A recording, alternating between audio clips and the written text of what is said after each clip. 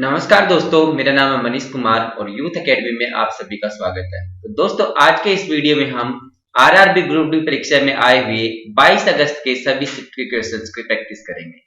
आज का पहला प्रश्न हमारे पास है, जिसमें दिया है 2500 रुपए का 4% वार्षिक ब्याज दर से 2 वर्ष का साधारण ब्याज ज्ञात करो। जैसा कि इसमें दिया है कि हमें साधारण ब्याज ज्ञात करना है और 4% वार्षिक ब्याज दर है, तो 2 साल के लिए जो है टोटल 8% ब्याज दर हो जाएगी। तो हमें निकालना है अब 2500 रुपए का 8%। 2500 रुपए का 8% निकालना है, तो ये हो जाएगा 2500 गुना 8 बटे 100। यहाँ पे ये डबल जीरो से डबल जीरो कट जाएगी और 25 गुना 8 करेंगे तो 25 अट्ठे 200 आ जाएगा। तो इसका आंसर आ जाएगा 200 रुपए, जो कि होगा साधारण ब्याज 2500 रुपए का 4% वार्षिक ब्याज दर से 2 वर्ष का। अगले प्रश्न में दिया है दो संख्याओं का योग 9 है एवं उनके व्युत्क्रमों का योग 1/2 है, तो संख्याएं क्या होगी। हमें ज्ञात करना है कि संख्याएं क्या होगी जिनका योग 9 है और व्युत्क्रमों का योग 1/2 है। तो यहां से निकालते हैं, मान लेते हैं संख्याएं a और b है। तो दिया है हमें कि a प्लस b बराबर 9 है, ये कंडीशन 1 आ गई, इसे समीकरण 1 बोल देते हैं।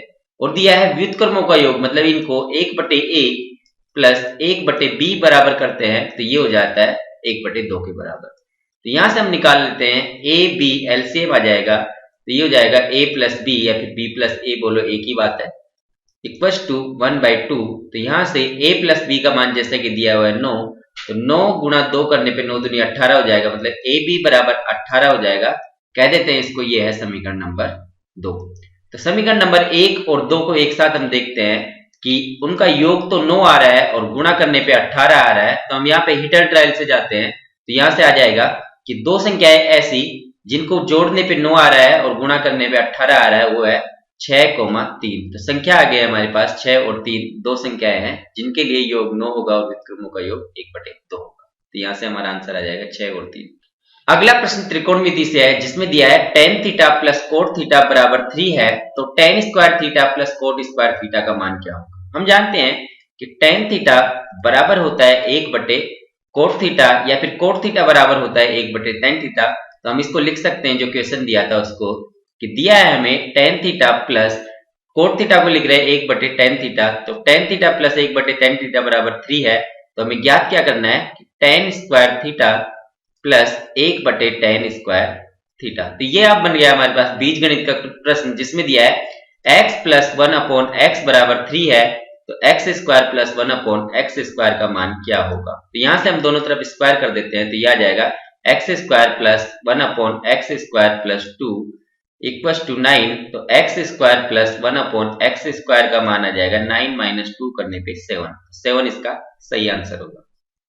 अगले प्रश्न में हमें दिया है पिता की आयु पुत्र से तिगुनी है और 10 वर्ष बाद उनकी आयु का अनुपात 2:1 हो जाता है, तो उनकी वर्तमान आयु ज्ञात कीजिए। जैसा कि यहाँ पे दिया है पिता की आयु पुत्र से तिगुनी है, मतलब उनका वर्तमान अनुपात 3:1 है। तो यहाँ पे लिखते हैं फादर और सन। यहाँ पे दिया हुआ है 3:1 है और 10 वर्ष बाद जो हो जाती है उनकी आयु 10 ईयर्स लेटर, ये हो जाती है 2:1। तो यहाँ पे ये अंतर जो आ रहा है वो 1 का आ रहा है, तो यहाँ हम 1 से गुणा करेंगे, मतलब ऐसा कैसे रहेगा। और यहाँ जो अंतर आ रहा है वो आ रहा है 2 का, तो 2 से गुणा कर देंगे यहाँ पे, तो ये बन जाएगा हमारे पास 3 और 1, और यहाँ पे आ जाएगा 4 और 2। अब इनका अंतर जो है हमारे पास वो सेम आ गया है, यहाँ पे भी 1 का अंतर है, यहाँ से मतलब 1 से बड़ा है, तो यहाँ भी 1 से बड़ा है। और ये बताया गया है ये 10 साल है, तो मतलब एक इकाई का मान 10 साल है, 10 वर्ष है। तो हमको ज्ञात करना है कि उनकी वर्तमान आयु क्या है। तो ये जो थी 3:1, ये वर्तमान आयु थी। तो यहां से हम निकाल सकते हैं कि 3 इकाई जो है 30 के बराबर हो जाएगा, और पुत्र के लिए जो 1 इकाई है वो 10 के बराबर हो जाएगा। तो 30 वर्ष तो पिता की वर्तमान आयु होगी और पुत्र की वर्तमान आयु होगी 10 वर्ष। तो ये हमारे आंसर होंगे।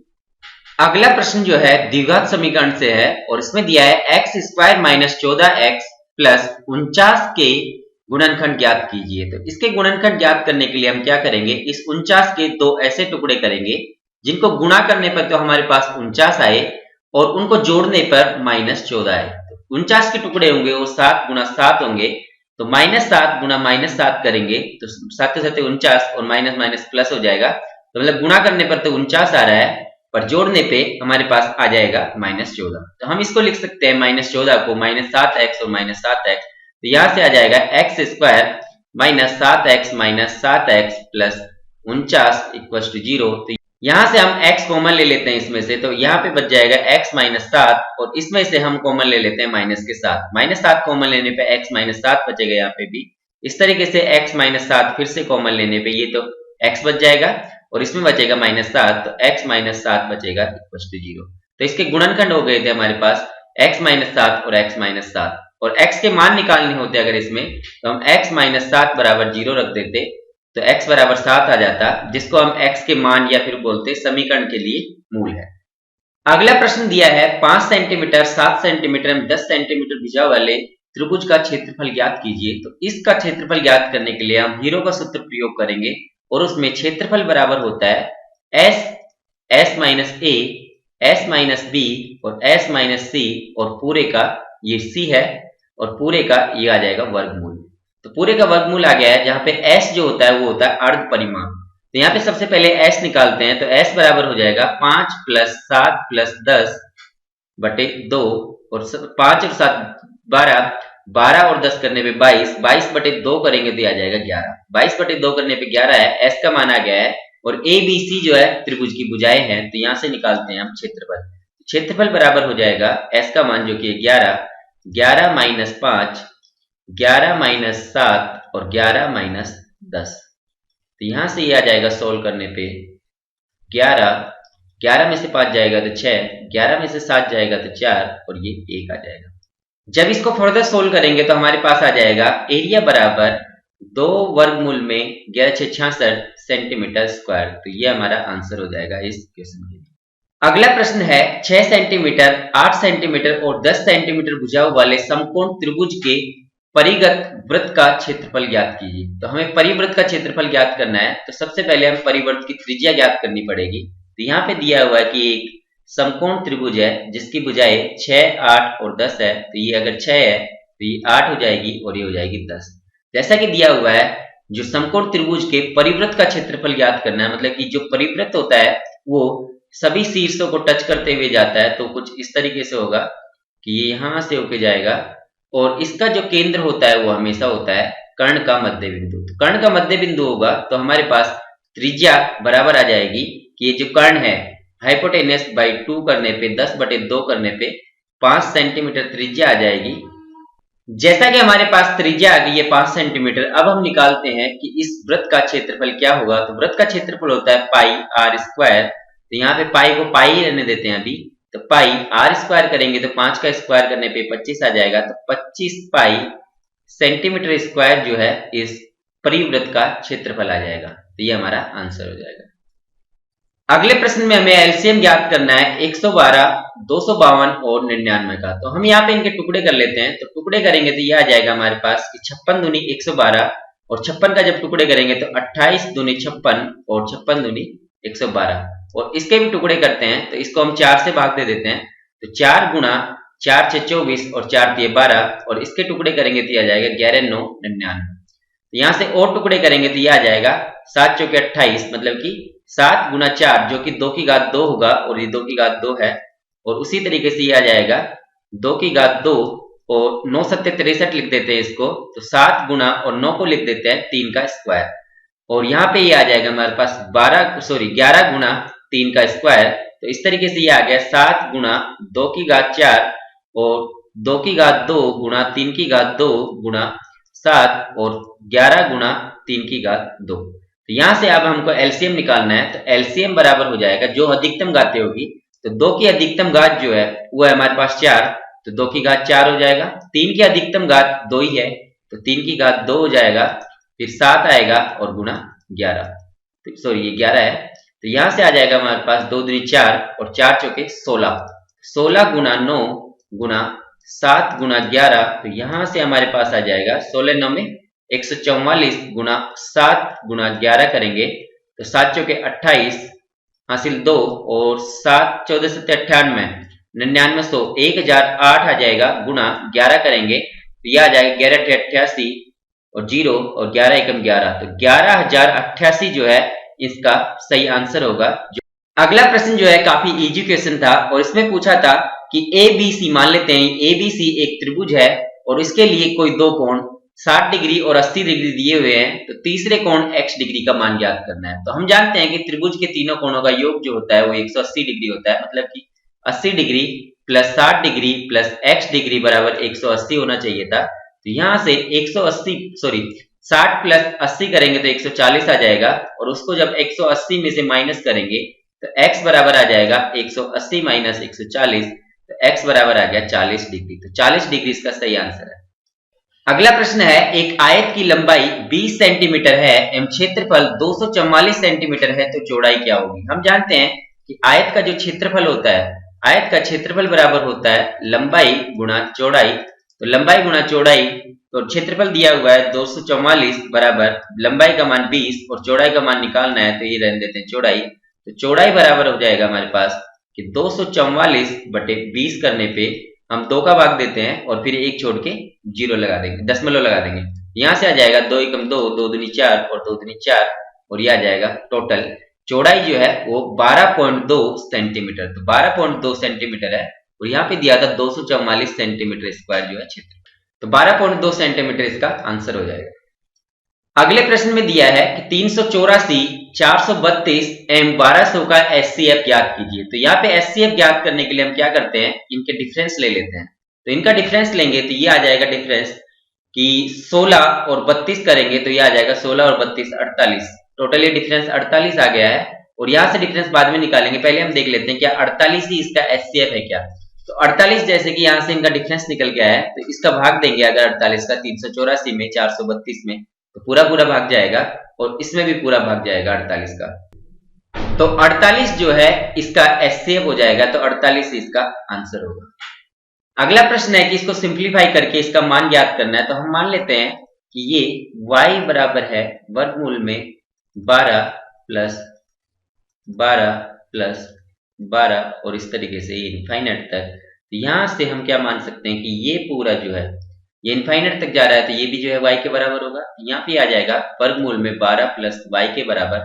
अब दोनों तरफ हम कर देते हैं स्क्वायर, स्क्वायर करेंगे तो ये आ जाएगा y स्क्वायर बराबर 12 प्लस y, और यहाँ पे ये आ जाएगा y square minus y minus 12 बराबर 0। अब हम इसके टुकड़े करेंगे तो ये आ जाएगा y square minus 4y plus 3y। तो यहाँ पे ये दोनों मिलके तो हमारे पास माइनस y आ जाएगा, और जब इनको गुणा करेंगे तो ये आ जाएगा माइनस 12y स्क्वायर।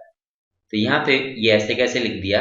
अब यहाँ से y का मान निकालेंगे तो y बराबर आएगा 4 और y बराबर आएगा -3। तो y का मान -3 नहीं होगा, और y का मान 4 जो है इसका आंसर हो जाएगा, जो कि दिए गए जो एक्सप्रेशन था उसका मान होगा।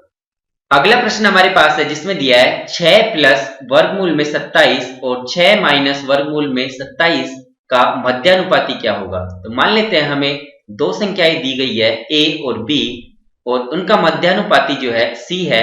तो c स्क्वायर बराबर होता है ab, या फिर c बराबर हो जाएगा वर्गमूल में ab। मतलब जो दी गई संख्याएं हैं उनका मल्टीप्लिकेशन करना है और उसके बाद में उनका वर्गमूल ले लेना है।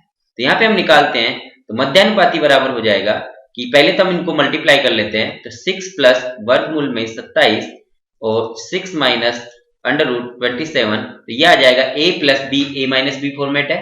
तो a square minus b square मतलब 6 का स्क्वायर 36 माइनस वर्गमूल 27 का स्क्वायर आ जाएगा 27। तो यहाँ पे 36 माइनस 27 करने पे आ जाएगा 9, और जैसे कि हमने देखा था c स्क्वायर बराबर आया है हमारे पास 9, तो c बराबर आ जाएगा वर्गमूल में 9 करने पे c बराबर 3। तो c बराबर 3 जो है इसका मध्यानुपाती है और इसका आंसर है। अगला प्रश्न हमारा एल्जेब्रा से था जिसमें दिया था x प्लस 1/x बराबर k है, तो x cube plus 1/x cube का मान क्या होगा। तो ये आपको बिल्कुल अच्छे से रट लेना है कि x प्लस 1/x बराबर k दिया है, तो x cube plus 1/x cube बराबर हो जाता है k क्यूब माइनस 3k। और एक और याद रखना कि x माइनस 1/x बराबर k है, तो x cube minus 1/x cube बराबर हो जाता है k क्यूब प्लस 3k। तो ये आपको बिल्कुल टिप्स पे रहना चाहिए, और k का मान रख के आप आसानी से इसके आंसर भी निकाल सकते हैं। अगला प्रश्न है मूलधन 4000 रुपए का 10% वार्षिक ब्याज दर से 2 वर्ष का चक्रवृद्धि ब्याज क्या होगा। अगर आप निकालोगे 10% के लिए 2 वर्ष के लिए कुल रेट, तो यह आ जाएगा हमारे पास a plus b plus ab/100 से 10 प्लस 10 प्लस 10 गुणा 10/100 करने पे ये इफेक्टिव ब्याज दर जो है वो आ जाएगी 21%। तो अब हमें निकालना है इस 4000 रुपए मूलधन का 21%। 4000 का 21% निकालेंगे तो 4000 गुना 21 बटे 100 करेंगे, 21 चौके 84, मतलब कि ये आ गया हमारे पास 840 रुपए। तो 840 रुपए जो है इसके लिए चक्रवृद्धि ब्याज हो जाएगा 2 साल के लिए। अगला प्रश्न है, एक चतुर्भुज के 3 अनुगामी कोण क्रमशः 70 डिग्री, 80 डिग्री और 110 डिग्री है, तो चौथे कोण का मान क्या होगा। हम जानते हैं कि चतुर्भुज के 4 कोण है, कोण ए प्लस कोण बी प्लस कोण सी प्लस कोण डी, इनका योग जो होता है वो 360 डिग्री होता है। अब यहाँ पे मान लेते हैं ये कोण ए बी और सी है और हमें डी का मान निकालना है, तो यहाँ पे रख देते हैं 70 प्लस 80 प्लस 110 प्लस कोण डी बराबर 360 डिग्री। तो यहां से हम ऐड करेंगे तो यह आ जाएगा 8 और 7 15 और 1 16, 160 और 260, तो 260 प्लस कोण डी बराबर 360 डिग्री। तो कोण डी का मान जो आएगा 360 माइनस 260 करने पे 100 डिग्री। तो 100 डिग्री जो है चौथे कोण का मान होगा, यही हमारा आंसर होगा।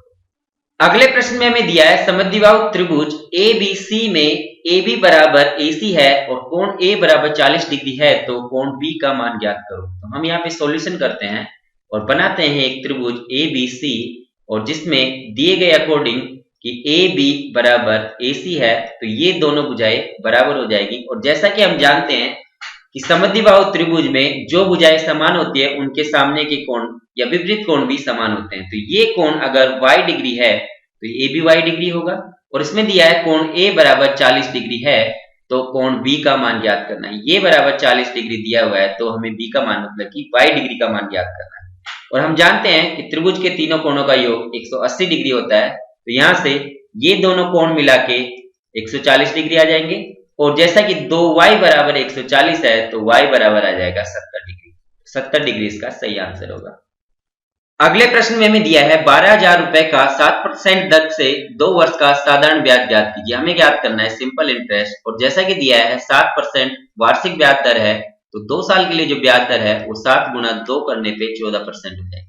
तो अब हम निकालते हैं साधारण ब्याज, जो कि सिंपल इंटरेस्ट बराबर हो जाएगा 12,000 का 14%। तो 12,000 का 14% निकालेंगे तो 12,000 गुना 14 बटे 100 करेंगे, डबल जीरो से डबल जीरो कट जाएगा। अब हमारे पास बच गया है 120 गुना 14, तो यहाँ पे जीरो ऐसे कैसे, 14 दूने 28 का 8 हासिल 2 और 14 एकम 14 और 2 16, तो 1680 रुपए जो है उसका सिंपल इंटरेस्ट आ जाएगा 2 वर्ष के लिए 7% वार्षिक ब्याज दर से। अगला प्रश्न अनुपात समानुपात से है, जिसमें दिया है 43 अनुपात क्वेश्चन मार्क समानुपात 143 अनुपात 13। तो हम मान लेते हैं इसकी जगह y, तो 43 अनुपात y समानुपात 143 अनुपात 13। तो इसमें होता है कि बाह्य पदों का गुणनफल बराबर हो जाता है मध्य पदों के गुणनफल के। तो ये करेंगे तो हमारे पास आ जाएगा 43 गुना 13 इक्वल टू y गुना 143, और यहाँ पे y का मान जो है ज्ञात किया जा सकता है 43 गुना 13 बटे 143 करके। तो ये हमारा आंसर आ जाएगा सिंप्लीफाई करने के बाद।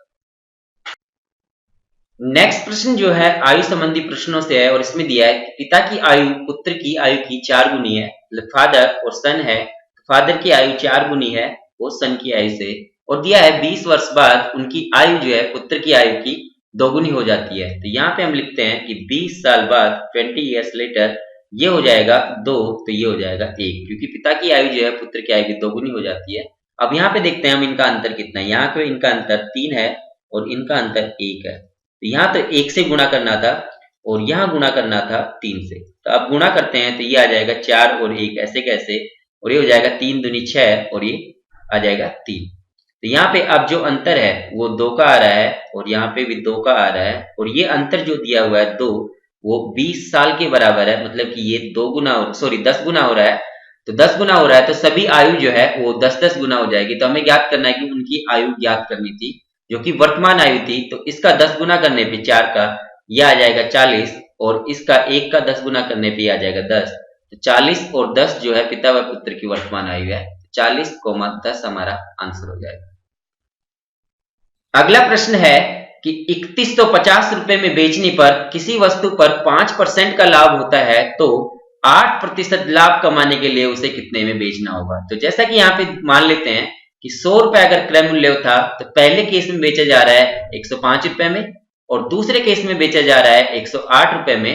तो हमें ज्ञात करना है 105 रुपए में बेचा जा रहा है तो उसके लिए जो एक्चुअल जो सेलिंग प्राइस है वो दिया हुआ है 3150 रुपए, मतलब कि ये 3150 के इक्विवेलेंट है। तो हमें ज्ञात करना है कि 108 का मान क्या होगा। तो 3150 बटे 105 गुणा 108 करने पे हमारा आंसर आ जाएगा। तो यहाँ से ये जो है ये इसका टोटल 3 गुना है, तो यहाँ से 3 बारी कट जाएगा और ये 0 ऐसे कैसे। तो यहाँ से हमारे पास आंसर आ जाएगा कि 30 गुणा 108 करेंगे और ये आ जाएगा 0 ऐसे कैसे, 8 तिया 24 और 3 एकम 3। तो 3240 रुपए जो है इसका आंसर होगा कि 8% लाभ कमाने के लिए उसको हमें 3240 रुपए में बेचना होगा।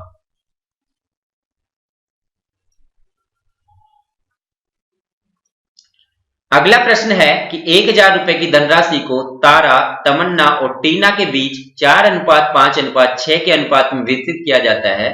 तो तारा और तमन्ना की राशियों के बीच का अंतर ज्ञात करना है। तो यहाँ पे हम लिखते हैं कि 3 फ्रेंड्स हैं, तारा, तमन्ना और टीना, और इनके बीच जो राशि जो बांटी जाती है वो 4:5:6 में बांटी जाती है। तो यहां से हम देखें तो यह आ जाएगा 5 और 4 9 और 9 और 6 15, मतलब कि राशि जो है कुल 15 है और इस 15 इकाई का मान दे रखा है 1000 रुपए। 15 इकाई का मान 1000 रुपए है और हमें ज्ञात करना है तारा और तमन्ना की राशियों के बीच का अंतर। तो तारा और तमन्ना की राशियों के बीच का अंतर जो है वो आ जाएगा हमारे पास यहाँ से 1 का। तो 1 इकाई का मान ज्ञात करना है। तो 15 इकाई बराबर 1000 रुपए है। तो 1 इकाई का मान हमारे पास आ जाएगा, ये आ जाएगा 1000 बटे 15। अब इसको काट लेते हैं 5 से काटेंगे 5 दूनी 10, 200 आ जाएगा ऊपर और 5 दिए 15। तो 200 बटे 3 जो है ये हमारे पास आंसर आ जाएगा इस क्वेश्चन के लिए। अगले प्रश्न में दिया है 3 सेंटीमीटर ऊंचाई वाले एक समलंब चतुर्भुज का क्षेत्रफल 12 सेंटीमीटर स्क्वायर है। यदि इसकी एक समांतर भुजा 3 सेंटीमीटर है तो अन्य समांतर भुजा क्या होगी। तो हम जानते हैं कि इसके लिए जो क्षेत्रफल होता है वो होता है क्षेत्रफल बराबर 1/2 गुणा समांतर भुजाओं का योग गुणा उनके बीच की दूरी। तो यहाँ पे हमें दिया हुआ है कि क्षेत्रफल बराबर 12 सेंटीमीटर स्क्वायर है। तो 12 बराबर 1/2 गुणा समांतर भुजाओं का योग करना है। तो एक भुजा 3 दी हुई है, दूसरी को y मान लेते हैं। तो 3 + y और उनके बीच की दूरी जो है वो 3 सेंटीमीटर है। ये 3 रख देते हैं। तो यहाँ से हमारे पास आ जाएगा, ये काट लेते हैं, 3 एकम 3, 3 चौके 12 और 4 दूनी 8। 8 बराबर 3 + y आ गया है। तो y का मान जो है वो आ जाएगा 8 - 3 करने पे ये आ गया हमारे पास 5। तो y बराबर 5 सेंटीमीटर जो है अन्य समांतर भुजा होगी, जो कि इस क्वेश्चन का आंसर होगा। तो दोस्तों उम्मीद है कि आज का ये वीडियो भी आपको पसंद आया होगा। अगर पसंद आया है तो अपने दोस्तों के साथ ज्यादा से ज्यादा शेयर करें और चैनल को सब्सक्राइब करना ना भूलें। Thank you.